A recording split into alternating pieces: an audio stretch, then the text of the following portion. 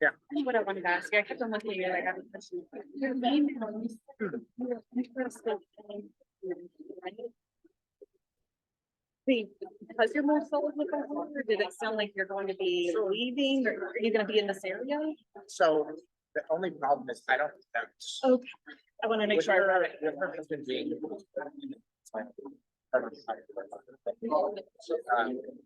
We go through some training stuff right now. Okay. He passes it on. Yeah. Okay, Maybe at the beginning of the summer, but then if he doesn't, then we're here for like 5 or 7 years. okay. You know, so then it's Specific actually here, you're like, yeah, but with your experience here, even if you do have to move, we would be very sad. Then you with this experience can transition to a club down there. yeah, absolutely. Yeah. So what you get? Okay, perfect. Nice. All right, wanted to make sure I read that Of correct. course, yeah. Yeah.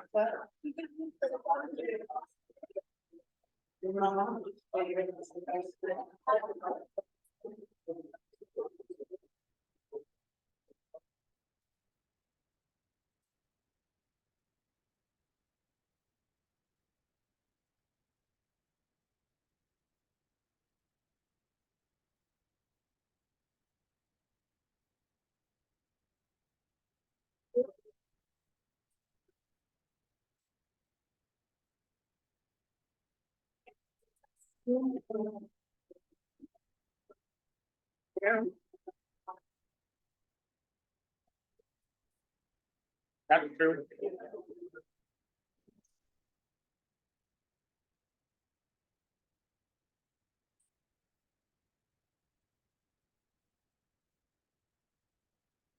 Good afternoon and welcome to the September 11th meeting of the Rotary Club of Raleigh. Great to see everybody here, and we did have a last minute cancellation of our speaker today, but I think we've got a really great program for it's going to be something a little different, and we'll get everybody participating in that. So more on that later. Before we get started with more information and announcements, Mr. Kelleher, you come up for the invitation and pledge. Everybody, welcome. Glad we can all be here today. It's September 11th, emotional day for a lot of us for a lot of different reasons. We remember being there that morning and sadness and how much it overcame us. And also, I just remember wanting to be one of those people digging at the rubber for 72 hours without sleep because I want to go do something. I'm sure you guys have that same spirit about it. And I invite you to remember that today as we go through this. And here's an invitation for us if you bow your heads. Father, we come to you today with heavy hearts, as we remember the weight of the events of September 11th. While many folks lost someone we knew, we hope that all patriots will remember this day personally, as if it were their own loved ones who were lost. We pray that telling our personal accounts of that day will help younger generations to learn what happened and to join their fellow Americans in remembering this sad day.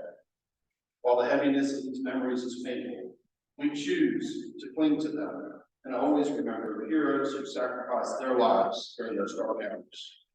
As Americans, as global citizens, as Rotarians, and as patriots, we ask that you would guide our remembrance this day for the remainder of our lives. Amen. Please stand.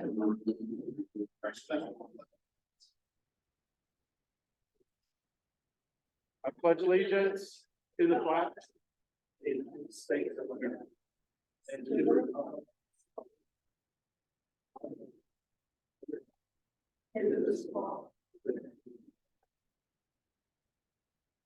bless America.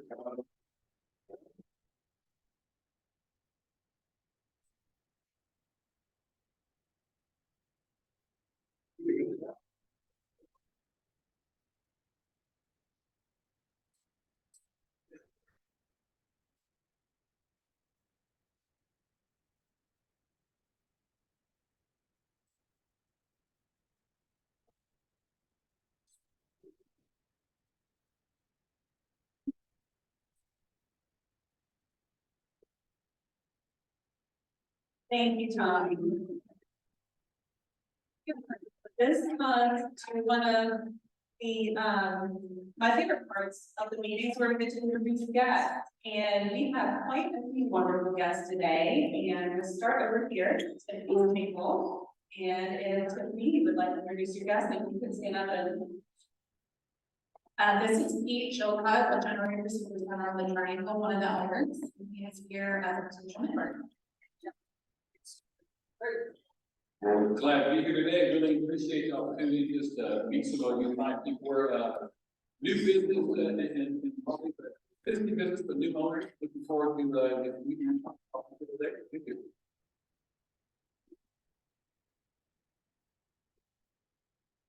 I think we have this name on this for an ex-NBA player, is that right?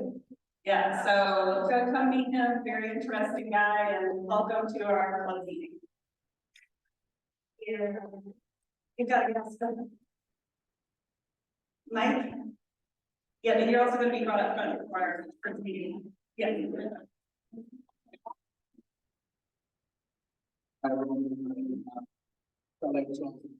Asked me to come and invited me here. We probably worked at listening companies. Recently joined at the beginning of the year. Previously was more on the fun side of the business. Now side of business. That's perfect. I'm gonna hear more from Mike later. And guests of all courses, which are being guests. Thank you, Gary. I'm a guest of Paul Corso and to be here again. I'm ready to announce everybody.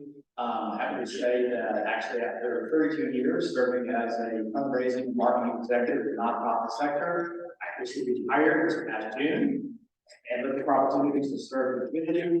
So happy to be here. Thanks for having me.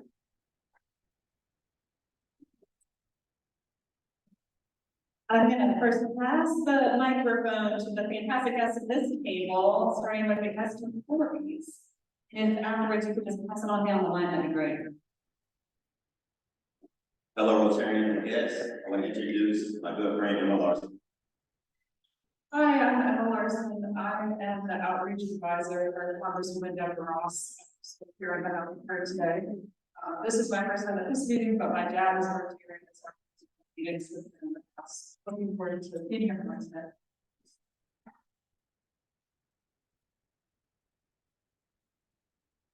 Hi, I'm Lynn Moore. I'm here on the night today. Representing Raleigh Rotary today. New organization started by which you may or may not previously known as Baptist Return. I am the executive director of the area care manager and a certified ABU place specialist. And so our program is here to Raleigh and trying to make great and then working with that Raleigh here. Thank you. And Raleigh, returning guest, and then you brought a guest. Hello, my name is Raleigh Leon, and I'm Principal Business Advisors. I learned Alaska my second time.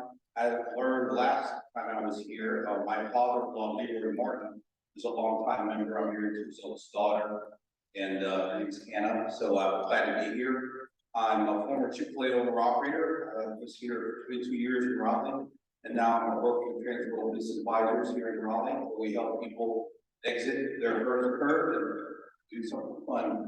So our firm actually helped Mr. Chilcutt with his deal when he was looking to exit or purchase that business. It's a pleasure to be here, and I'd like to introduce Jennifer was somebody that invited me to come, and I'd like to introduce you to somebody that I work with at SCORE. I'm a mentor at SCORE. This is a great organization, and his name is Darius. He's going to let you know a bit about him. Oh, I'm very excited about being here. My name is Darius. I'm a professor at North University, University of Chicago, and exec. I own a company called Cloud Mentalities, where we forge technology, AI, and nature together.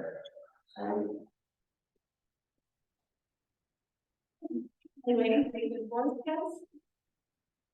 How are you? My name is Jennifer Harkness, and I'm with the Public Accounting Forum CLA. Yes. I work in our consulting practice that provides interim controller and state and type support to companies across the country. And please, Richard Watkins, have a guest. Absolutely, thank you so very much. My name is Richard Watkins. I help lead up in the region, right?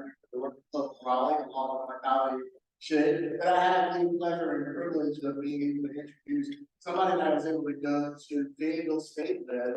I played football, this gentleman was a basketball player, and then later we found out that I went to his childhood church.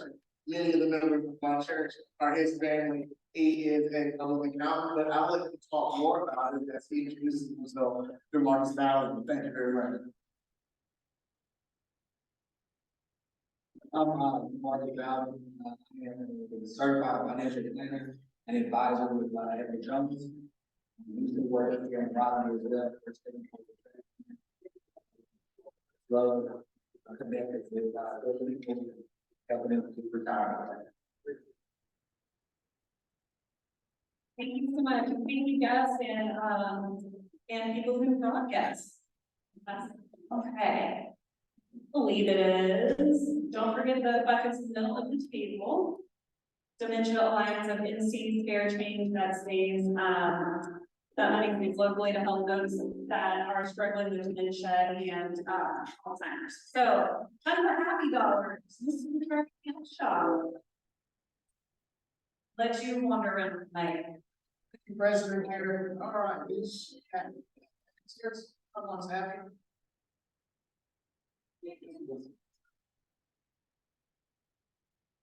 I'm Faye Hilbert, and I am very, very happy that the University of Texas took down Alabama this past weekend. For a small part, it just made me very, very, very happy. The moment. I see you talk over.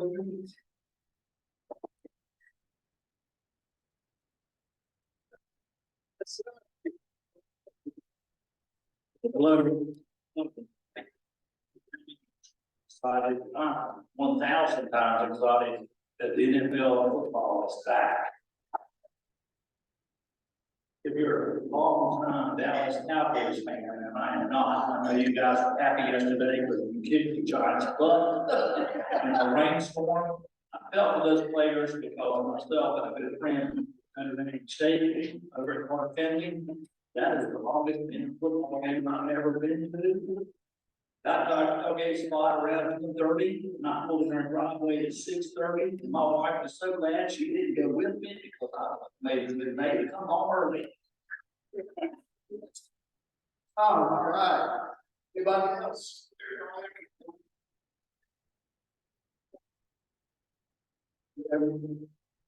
Yeah, I'm not necessarily a Duke fan, but I'm definitely a Clemson fan.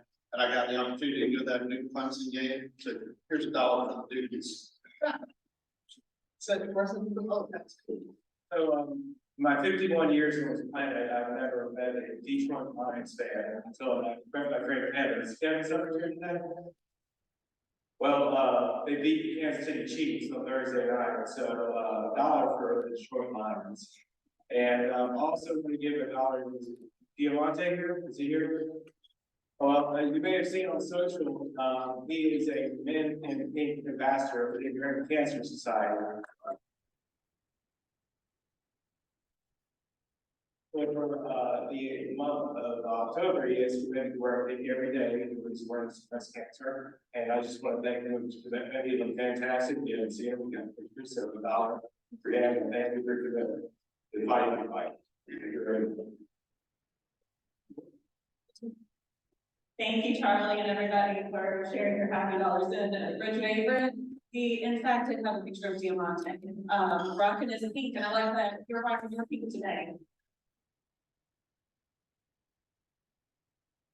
Okay, upcoming meetings. Gentlemen, I'm sorry, I missed this other meeting. Oh, no.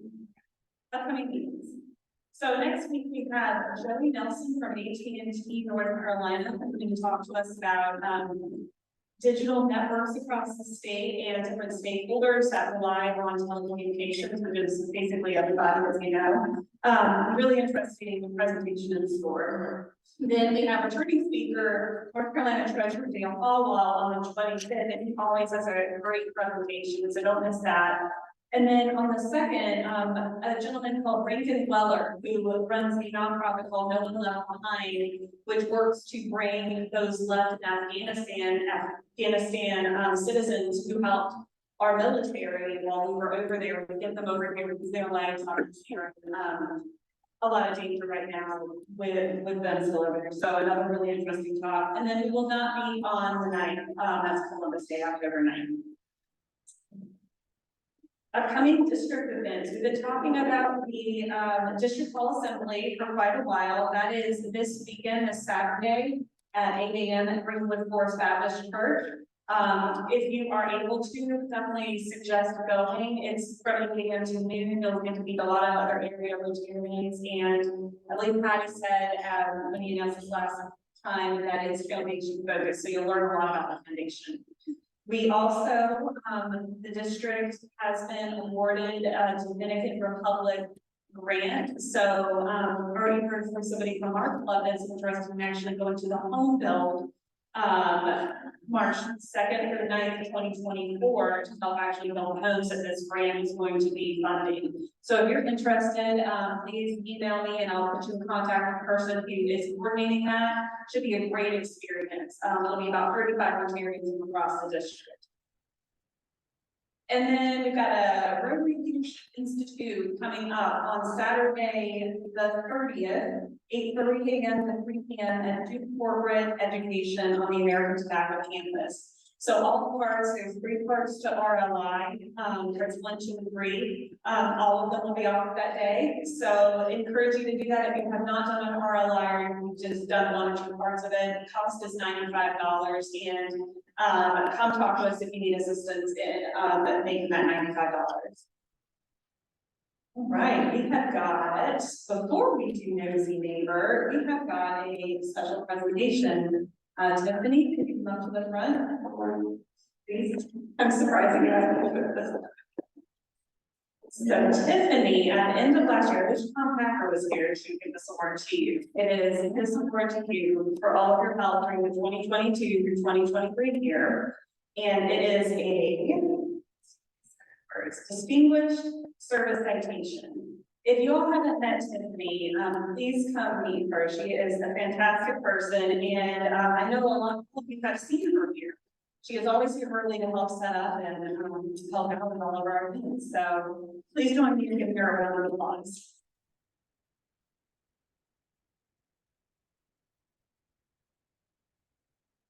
I believe it's now time for a very special Nosy Neighbor, Corey Hughes. Where are you? Corey Hughes and Tommy Kelleher.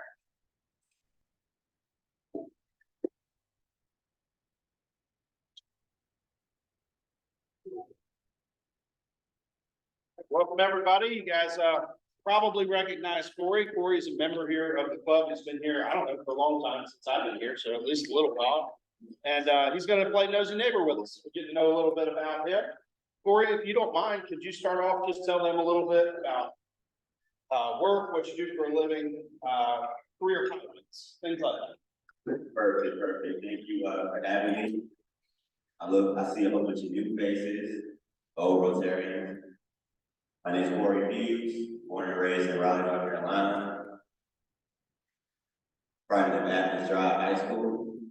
For undergrad, went to Hampton University, majored in business management with minor entrepreneurship. I got my MBA at Hope International Business School, where I spent a year in London, and a year in Shanghai, China. And my MBA in International Finance and Accounting. After my MBA, I came back and started working for Wells Fargo, home mortgage, as an internal auditor.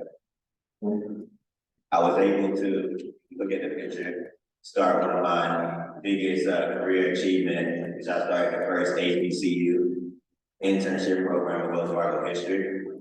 Through the help of this club, members of this club, started off with 5 interns. Year 2 started off with 12.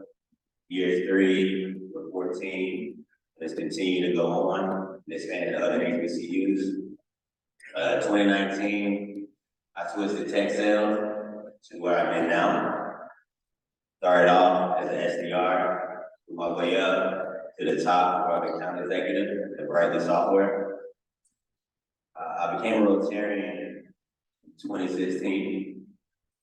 It was an amazing experience. It was something that I felt like an organization I could give back and make a difference. Being the youngest person in the club at the time, I wanted to make an impact, which is why I ended up being new generation director. I think it's called youth service chair now. I was youth service chair for 2.5 years. That's picture number 2. As youth service chair, when I started, it was 5 Rotary members. Most of their parents were Rotarians, so that's why they decided to join. We were really struggling at that time to get Rotary in the NC State atmosphere and get the name buzzing. A lot of people don't know that when you go to the career fairs and community service things, there's hundreds and hundreds of different organizations that they can choose from. So what sets us apart? What I did, through the help of Rotary, I helped get 4 out of the 6 first Rotary members internships. Going to year 2, we were able to go to the community fair and have actionable items and tangible internships for the students. So for our club to, the 50 that I left with. When I left Rotary, I was able to get of the 50, 25 internships. And a little bit about me outside of work and community service is that I'm an active kickball player. I'm a professional kickball player. I won 2 national championships. And I'm actually one of the best in my position in the country, which is catcher. So feel free to come on my games. Love it. So a little back. A Rotarian son is actually on my team, Ricky Elmore. So his son is in that picture too. His son is actually a 4-time national champion. So fun fact.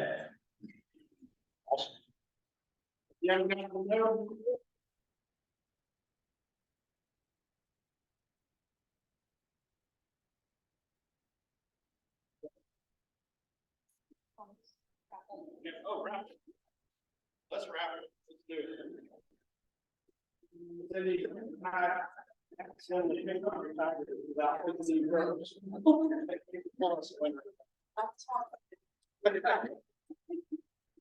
sit back on it. All right, I've got 800-232-6.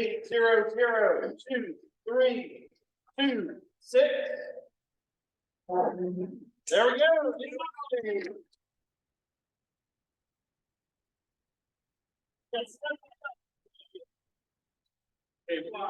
Congratulations on today. Thank you, Corey. Thank you, Tommy. Because of Corey's amazing work with NCSU program, they're still going strong today. If you haven't read your bulletin, your Monday bulletin, please do so. They are looking for NC State Rotary is looking for some speakers for this year. It'd be fantastic if some of our members from the club would go speak at one of their monthly meetings. Adam Davis is their president, and his email is included in the bulletin. John Case, could you join me up front? Talk about our November 11th event. Hey, good afternoon. I'm excited to stand in with you today to talk a little bit about the November 11th fundraiser that we're going to have. We're going to have a big picking at Kate's Farm, which is a family's farm and a wedding venue in Orange County. We're going to be benefiting 2 amazing organizations. One organization is Veterans Life Center in Button. Kurt Warren is actually on the board up there. They're saving the lives of veterans who suffer from traumatic injuries and psychological problems. So they're one of the beneficiaries. The other beneficiary is the Rotary Peace Foundation of Durham and Chapel Hill. I don't know how familiar you guys are with the Rotary Peace Fellows, but there are 18 of them between University of North Carolina and Chapel Hill and Duke University that come for 2 years from various parts of the world to learn about ways to go back and make their countries better. For example, I am the host of a Rotary Peace Fellow from Raleigh, Africa. He studied public health. He was a nurse in Africa. He's coming, and they're an amazing group of people. So you will have opportunities to sponsor the event. They also sponsor a Rotary Fellow to come to the party. And we're looking for people to make donations and sponsorships. More information will be coming shortly. Look forward in your email. Thank you. Thank you, John. This is going to be a really fun event and family friendly. And thank you so much, John, for donating your space, donating the food, the tables, and chairs, and y'all that have done fundraisers know what a big deal that is. So thank you. Yeah. Richard, before you take another bite, sorry. Certainly. Hey folks, Richard Edwards, Service Chair for the club. We've got our big event later in the month, the International Bluegrass Festival coming back to Raleigh once again. Big event for the city, and we will return this year serving, selling bottled water and watermelon slices. We'll give a shout out to Frank for world's famous Frank's out in the country. Right. There is a sign up sheet up, it was on the bulletin that went out. Plenty of volunteer slots to sign up. Friday set up and then Saturday, Sunday. Correct? Thursday, Thursday set up, Friday, Saturday, it's a fun event. So please come out and sign up, and it's a great fundraiser, great exposure for the club too, right in our back pocket. And then another project in Durham for a Center Arts Festival in September 16th from 10 to 6 and September 17th from 11 to 5. And finally, we're starting to line up our October projects. Again, we'll be back at Diggs Park, Texas Sarah Ladies, where they're following the local, October 7th. We'll have some, already got some volunteer spots up as well. We've got one more project coming up in October, detail on that soon. But again, we had a successful project in August, and we'd love to have some different faces over these projects coming up. So thank you for your service to the community as well. Thank you for projects for us to do each month. Goodness.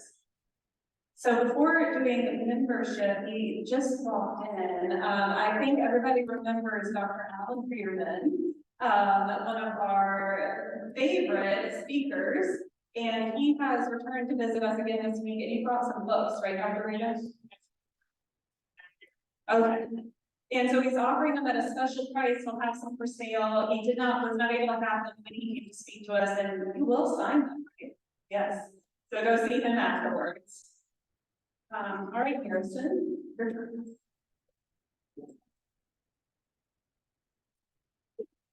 Thank you so much, Gary. Welcome everybody. So happy to see everybody here. It's like standing room only. It's a good way to start on Monday. With the NC State losing this past weekend, I didn't know what's going to happen today. So I'm glad to see everybody's here. Sorry, I had to. Anyways, Michael, if you would please come up with me on the front, please. Thank you so much. While you're heading up, Devontae, is this your third time winning? Second. This is your second time? Yeah. So you and me are going to get lottery tickets after this. Yeah. And hopefully you'll find good ones for well, perfect. We had the honor today of doing the first reading for Mike Brennan. Mike was being sponsored by very own Charlie Upshaw. Just let me know if you want a different sponsor, because I know it's Charlie. Just kidding, he's wonderful. Michael is a graduate of Roanoke College, graduated across. After graduating, Michael lived in New York for 10 years, where he did everything from working on capital market desks, raising funds, to be moving to the wholesale side of the business at the fund that calling on financial advisors. In 2018, he had the opportunity to move to North Carolina to be close to your family. Shortly after moving here, you met your wife, Elizabeth.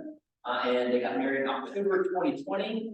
They had a 1.5-year-old and a 3-month-old. I will lament with you after my daughter's due here in about 30 days. Since being an external wholesaler involved, being on the road for about 3 or 4 nights a week, Mike realized it was time for him to make a transition where he could be at home with the family at night. And that's where he had the opportunity to move over as a financial advisors for capital investment companies, right? Is there anything else you'd like to add about just yourself or? No, I mean, just, happy to, meet everybody, Charlie first introduced me to, Rotary and what you guys are all about in 2018, early 2019. But with, as you mentioned, the travel, wasn't able to make it happen, excited to, I don't know, I feel like I've been very blessed, especially in the last handful of years, and looking forward for a great way to get back to the community and get to meet some fun people at the same time.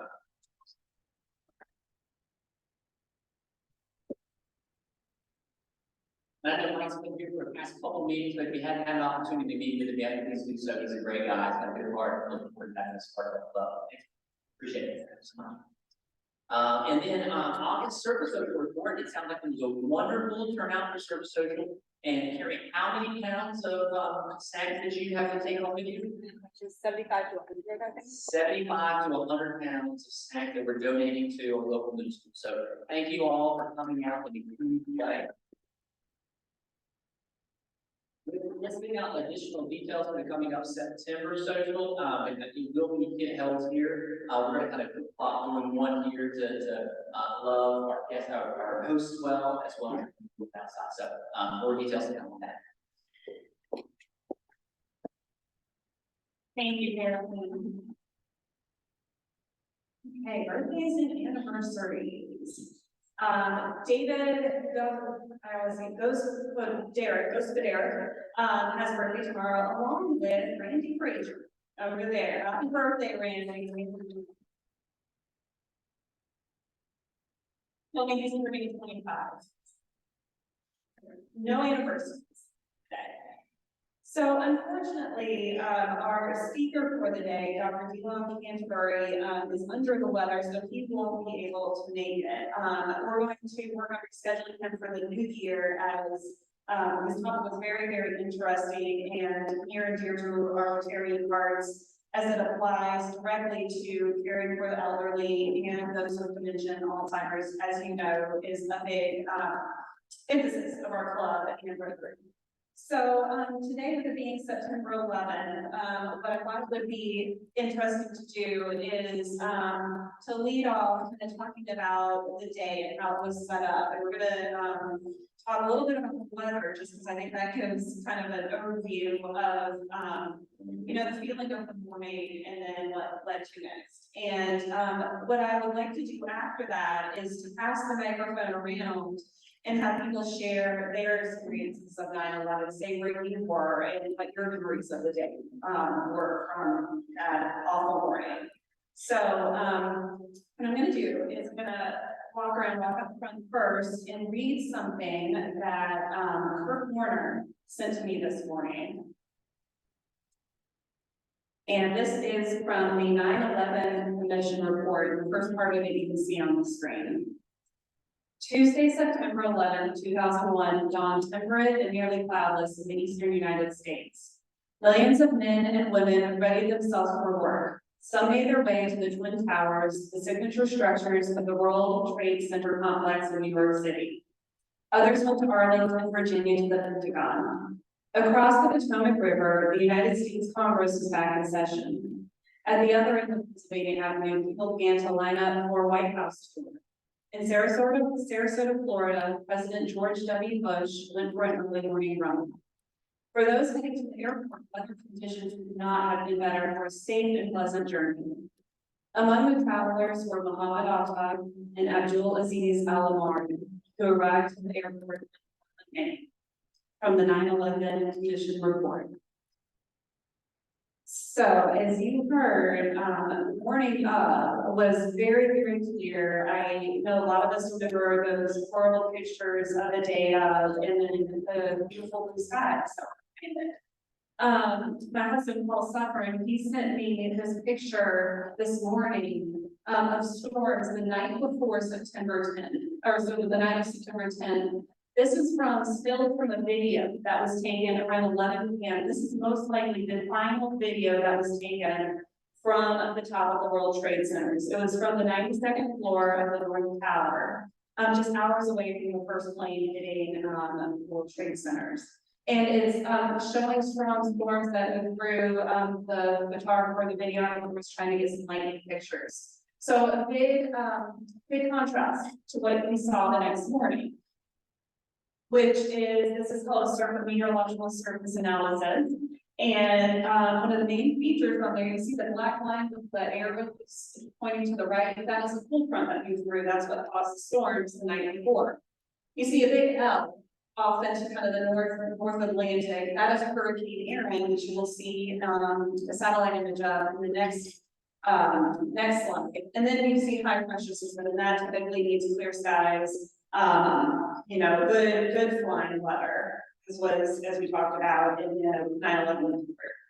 So that was the setup. This interestingly was sent out at 12 C. Who knows Zulu time here? What that means? I know there's some military people. UTC, Zulu time, Shakima, thank you. So the Zulu time is just UTC, that's general standard time across the globe. So it's noon at Greenwich Mean Time. So that translates to 8 a.m. our time. So this was right before the first plane hit the towers. This was done. All right, here is the satellite image. You can see this is the day of the morning of 9/11, and that's Hurricane Aaron right there. This is turning off the ball, and then you see very clear skies on our east coast. And then you see a inset image with a little dot, and that, I don't know if you can see clearly, it's kind of pixelated, but the little thing that looks like clouds is drifting to the south is actually smoke from the World Trade Centers. So that was taken from a satellite image, one of the geostationary satellites that NASA has on the morning. So with that, I will start by sharing where I was the morning of September 11th, and we'll like to call, starting out, 6 people up front, and then we'll just pass the microphone around and hear your stories about 9/11. And if you don't want to share anything, you don't have to, but I think it would just be really interesting to hear people's perspectives of that day. So I remember I was a senior in high school in September 11, 2011. I was sitting in world history class, and it was very ironic. The guy who was teaching the class asked us all, what do you think the defining moment of the 21st century is going to be? And not even 5 minutes after that, the head of the school, not the headmaster, the head of the school superintendent burst open the door and said a plane just hit the World Trade Centers, and then ran off to go tell some other teachers. And I don't know, after talking to some people after this day, the sense of surrealism and unreality kind of just was sat over us for a minute. We just carried on business as usual for a while, and then it kind of hit everybody that, wait a minute, that doesn't sound right. And we started hearing trickles of information coming from other classrooms that there were 2 planes. And after that, everything was kind of a blur. I just remember sitting in the chapel of our school and watching the news on the screens for the rest of the day. And we left school, my brother and I, full time, and then mom and dad, here goes, there it is, is that around? The next day he said, you guys are going to school like normal. We're not going to change our daily lives. We're going to go to school like normal. And those are my memories of the morning of, and very curious to hear everybody else's. So wait just one quick. I would like to start with maybe 6 people up front, if you don't mind, and as an incentive to talk a little bit about weather. I have these beautiful sky cloud charts from that donated by the National Weather Service in Raleigh. So the first 6 people to share is one of these. So Richard. Well, I don't think my experience is more or less important than anyone else, but I just wanted to piggyback on your experience being in high school, because that's exactly where I was. I had just left weight training class. I was in much better shape back then, but I was in weight training class. And I was coming out of playing on the sophomore at Lindsay High School, and a big offensive lineman named Rodeo was just hanging over this giant brick wall. And he was like, yo, these airplanes should go into the World Trade Center. And I don't know, like you were saying, it was kind of surreal. My brain was like, yeah, right, I don't believe what you're saying. So it was like that disbelief that set in. But then more and more people started talking about it, and then more details started to kind of become clear as to what was going on. And then all I know is that they sent on an entire school home early. And I don't know, it just felt absolutely kind of terrifying and surreal. Every single news channel, actually not even every single news channel, every single channel period was on New York, and I have never seen anything like that, and I pray never see anything like that again. But it was kind of like your experience as well, surreal. So I guess what was next? Any other results you want to run? Let's see. Keep faith. Okay, you guys are 1-2. I can just hand it back to you.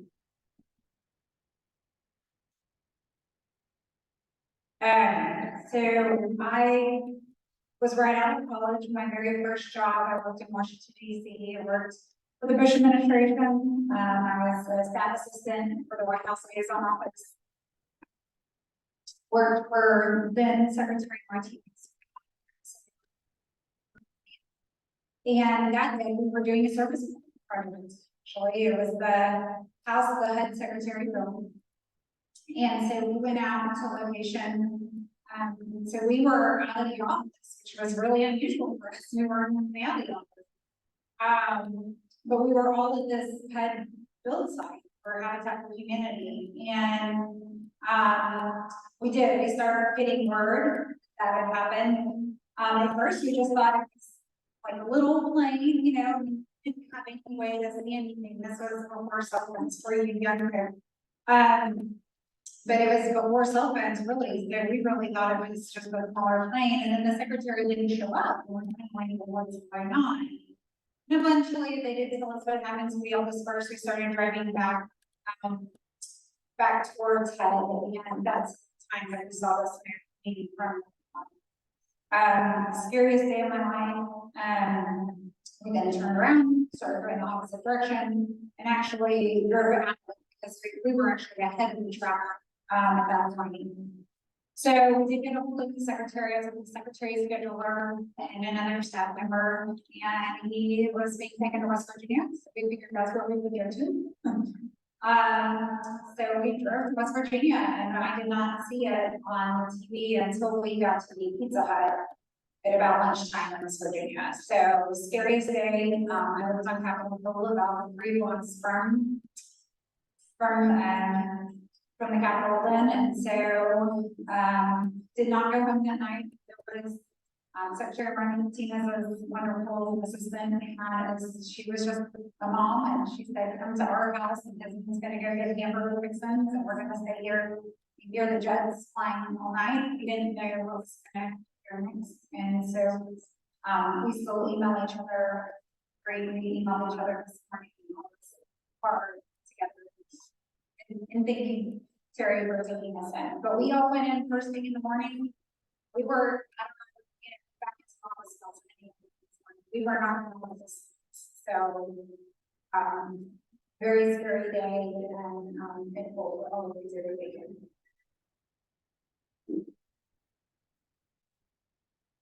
Thank you. I thought I'd give the foreign perspective of 9/11. I was actually in London, in Westminster, in fact, just behind the Palace of Westminster. And I got a phone call from a friend of mine saying a Cessna was crashed into the World Trade Center, which my response was, "What's the World Trade Center?" Because I've never been to New York, and that was bloody stupid. And then, of course, the news came further, and our entire area got locked down. And I confess that 9/11 for me was a very nice day. I left my office about 4 p.m. in the afternoon with 5 hours ahead, and I walked through Westminster across Parliament Square. It was the first time in my life that I'd ever heard birds singing in Parliament Square, and across across Westminster Bridge, because of course everything was closed down, and the only thing you we saw was a tornado doing combat air patrol in the sky. And I got home and like everybody else in the world watched it on TV. Now as a coach, my dear friend here as well, all of my New York clients, and I lived in Jersey City on the waterfront directly opposite World Trade Center for 7 years, were in some way affected by the events of that day. It really came home to me in the last 6 months because my fiancée Gillian, who I hope you all meet in January when she's over, and in fact, Mike and John Cakes, I just mentioned, I had a bit of a sort of difficult conversation. She was at Goldman Sachs, and she had just come out of World Trade, popped to the farmer's market, as one does, and bought some bits and pieces, and was one block away when the first plane hit. And she thought it was a truck, because she couldn't see anything, and her first reaction was, well, it's a noise, it's New York, it's a truck, and then wondered why they hadn't been told about the ticketing rate that day, because all of the people were floating down. She got to the office, and the security staff were, get the hell in. And she said, well, what's happened? And they said, we don't know, just get in. And one of her colleagues who left her on World Trade and carried on to the office was in hysterics because she thought her friend had just been killed. And then, as they stood there trying to figure out what was happening and watching the TV, they watched the second aircraft fly past their window. The day progressed, and we had a slight incident in June when she was over with me for a month, where we were at the City Club over on Fayetteville Street, and she had nightmares that night. And I said, do you want to talk about it? And she said, yes, it was the windows. I said, okay, would you like to explain, darling? I served in the Royal Air Force for 25 years, 80% of my brains have got very full of PTSD, frankly. And she said, yes, when the towers collapsed, I stood in front of the windows waiting to die because the debris was smashing against the windows and we were all waiting for the plate glass to come in. And she said it didn't. And she said we couldn't understand why we were still on. And then eventually they got evacuated. National Guardsmen came around and directed them down to the boat tour over Brooklyn Bridge. And her case, she went to Hoboken and got sprayed down by FEMA. And then they were just sent off. And that was the end of it. And I think it's very difficult for those of us who work there. I mean, I've been used to terrorism my entire life. I've been close to IRA bombs on several occasions. The enormity of 9/11 will never, should never be this. And our thoughts and scores made with those, not just that day, but subsequently affected. So that's a tale of two cities. Who's next?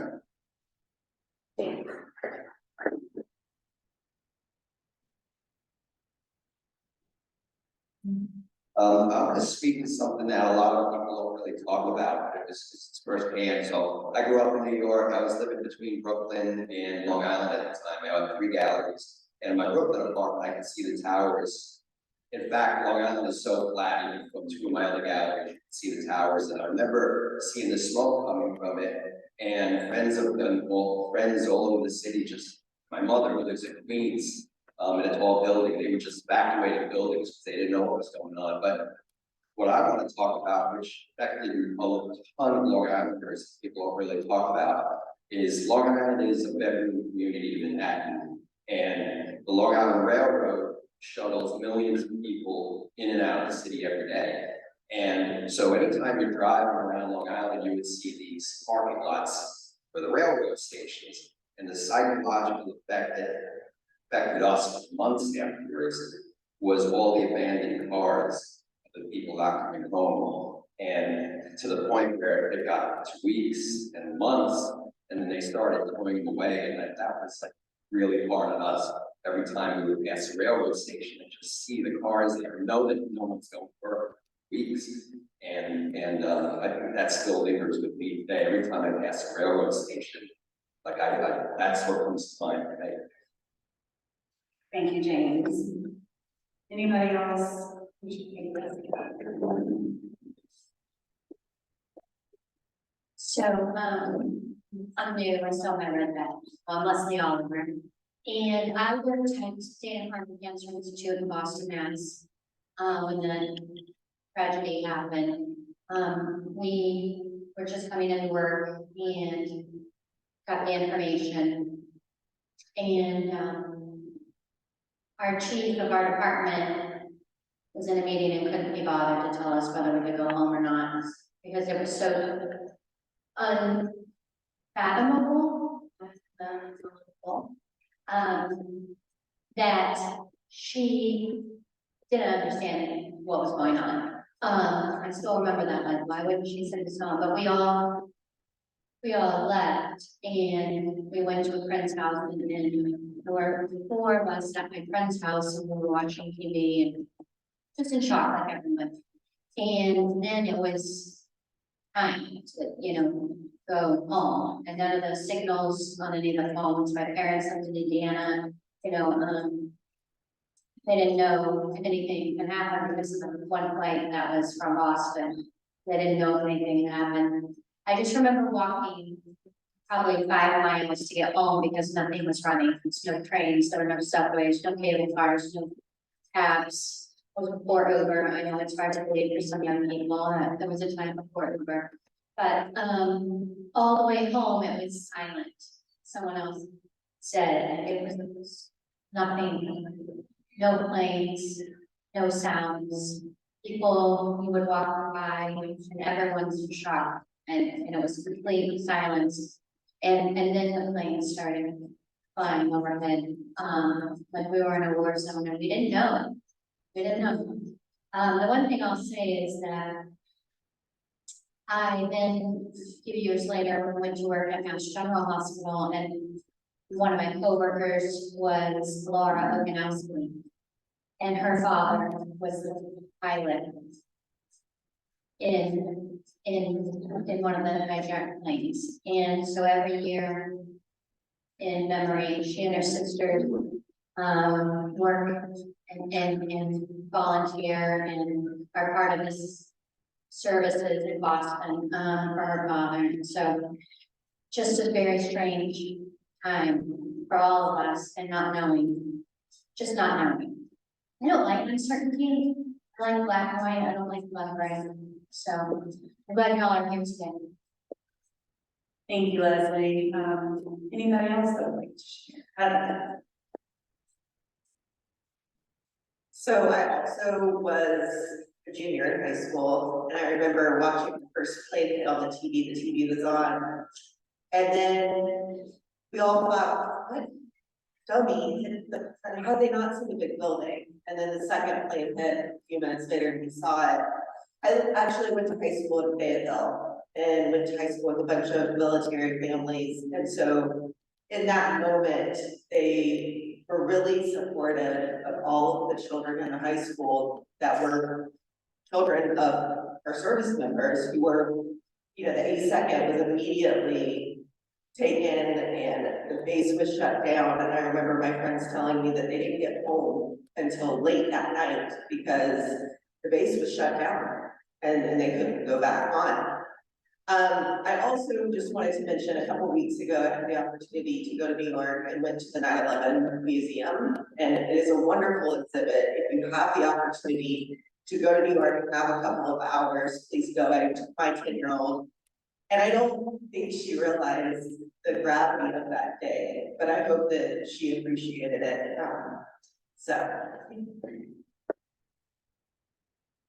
Thank you, Heather. And that's so true about the younger kids. He will be 11 in November. He started asking a lot of questions last year about 9/11, and he said, "Mom, are we going to watch some stuff again this year? That was just terrible what happened," and it really affected them watching that. And I think it's important. Thank you guys for being willing to share some of your memories of that day, to tell these memories, especially to our younger generation. So, have anybody else who've got about 5 more minutes? Dad.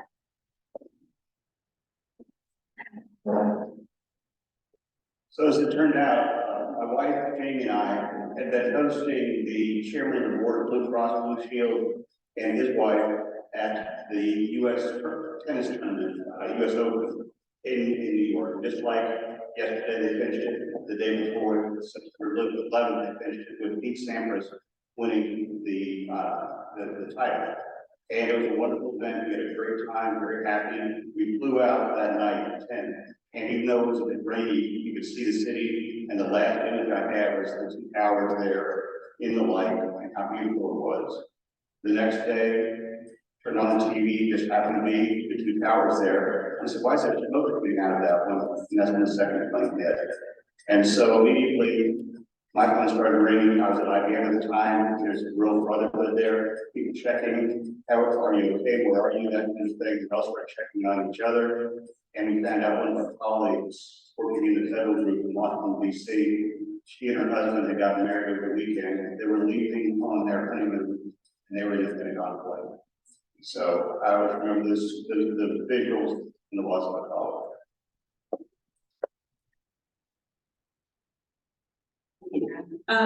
Anybody else? Okay, got it. Everyone. Hi, I'm Eric Stevens. I was at work on 9/11, and I remember sort of the same memories that we've all watching TV and trying to figure out what's happening. The thing that I wanted to mention is we have tickets to go to a wedding in mid-October, plane tickets, and the airports did actually open up, I think, about a week before our trip. So we went to the wedding, and I still have this very visceral memory of how scary it was to go through security and get on the plane. The wedding was in Memphis, and when we landed in Memphis, there were so many National Guard people in their camo uniforms everywhere, guns.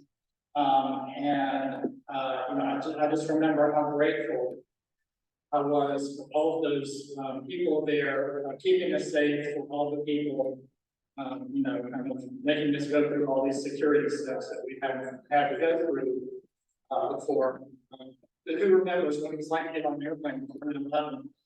I just wanted to say for the final comment here, they come and get on the plane, and you're annoyed by security.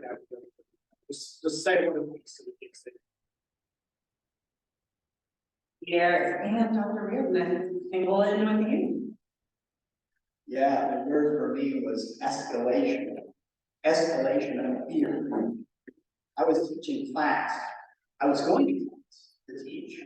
And a grad student stopped me in the hall and said, the plane has flown into World Trade Center. Okay, I'll talk to you later. Went to class, come back, and there it was in the hall again. Another plane has flown into the World Trade Center. Okay, I said, well, what's the punchline? This is a joke, right? No, it's true. Well, this guy doesn't know it's not to be, joking about. And so it was a while, and then I saw everyone sitting on the floor in the office. I can't believe it. There's Roswell, the department head, assistant, everyone sitting on the floor, watching the TV up in the stand. And it was real. And then there was another one, the Pentagon, and then another plane. And the next day, I was like, what's going to happen next? Where are we safe? And of course, they're going all that version. I had to walk and supervising the clock walk down in the square at the state capitol. They closed it up, sent us home. You can't walk, you're too close to the buildings. The next day, we were going to go to the state park. And I wonder if that'll be it. What's going to happen next? That was the thing that really struck me. The escalation of uncertainty, not knowing what was going to happen next. It got kind of crazy after a while. But that's all. Thank you, Dr. Reardon. And thank you again, everybody stating their memories, and I encourage, especially kids, those with kids that are obviously old enough to understand, to share your memories of the day. We even have some younger members in the club that maybe y'all were too young to remember 9/11. And one of the No, that was very somber, and we need to be somber, for this day. I think that's important. But also, have hope, and the bravery that was shown, and I just remember those pictures of those first responders going into the buildings without hesitation. I remember this as a community. I remember talking to people, we didn't know what was going on, but multiple people mentioned uncertainty. We had to actually talk to people in person, we had to check up on people, and those are some of the memories from that day as well. So thank you all for participating and sharing, and I believe it was Leslie, James, Pete, and Heather. Don't forget your cloud posters, they're very cool. Okay. So with that, can everybody rise and join me for the four-way test? Before we say it, don't forget to go check out the books over there. Paul and I have read it. Dr. Raymond, you've never been speaking as a very entertaining speaker. His book is great.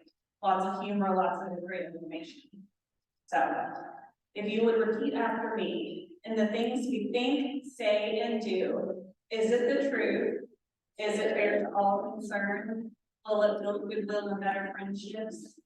Will it be beneficial to all concerned? Meeting is adjourned.